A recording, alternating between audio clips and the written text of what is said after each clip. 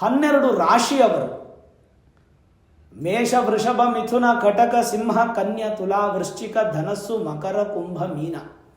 ಈ 12 ರಾಶಿಗಳವರು ಯಾವ ಯಾವ ರಾಶಿಯವರು ಯಾವ ಸ್ತೋತ್ರವನ್ನು ಹೇಳಿ ಗರಿಕೆ ಅರ್ಚನೆ ಮಾಡಬೇಕು ಗಣಪತಿಗೆ ಅನ್ನುವಂಥದ್ದನ್ನು ಸಂಪೂರ್ಣ ಮಾಹಿತಿ ಈ ವಿಡಿಯೋ ನಾನು ನಿಮಗೆ ಕೊಡ್ತೇನೆ.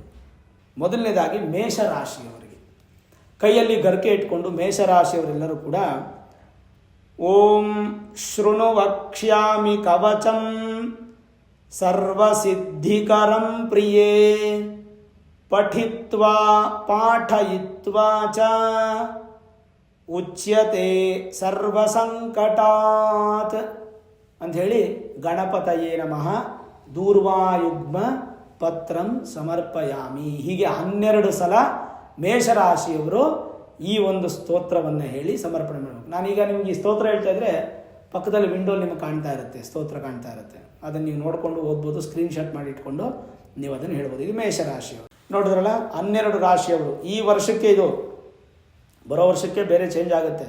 ಈ ವರ್ಷಕ್ಕೆ ನಿಮ್ಗೆ ಏನು ಬೇಕೋ, ಯಾವ್ಯಾವ ರಾಶಿಗೆ ಏನೇನು ನೆಗೆಟಿವ್ ಇದೆಯೋ ಅದನ್ನು ಕೇಳೋದಕ್ಕೆ ಈ ಸ್ತೋತ್ರಗಳು. ಇನ್ನೊಮ್ಮೆ ಹೇಳ್ತೀನಿ, ಈ ಸ್ತೋತ್ರನ ಒಟ್ಟು 12 ಬಾರಿ ಹೇಳಬೇಕು. ಯಾವ ರಾಶಿಯವ್ರಿಗೆ ಯಾವ ಸ್ತೋತ್ರ ಹೇಳಿರ್ತೀನೋ ಅದು 12 ಬಾರಿ ಹೇಳಬೇಕು. ಒಂದೊಂದು ಬಾರಿ ಹೇಳಬೇಕಾದ್ರೂ ಒಂದೊಂದು ಗರಿಕೆನ ಗಣಪತಿಗೆ ಸಮರ್ಪಣೆ ಮಾಡಬೇಕು. ಆ ಒಂದು ಗರಿಕೆಯ ಗಂಟಲ್ಲಿ 11 ಗರಿಕೆ ಇರಬೇಕು. 11 ಗರಿಕೆನ ದಾರದಲ್ಲಿ ಸುತ್ತಿ ಆ ರೀತಿ 12 ರೆಡಿ ಮಾಡಿ ಇಟ್ಕೊಂಡು ಪೂಜೆ ಮಾಡಬೇಕು.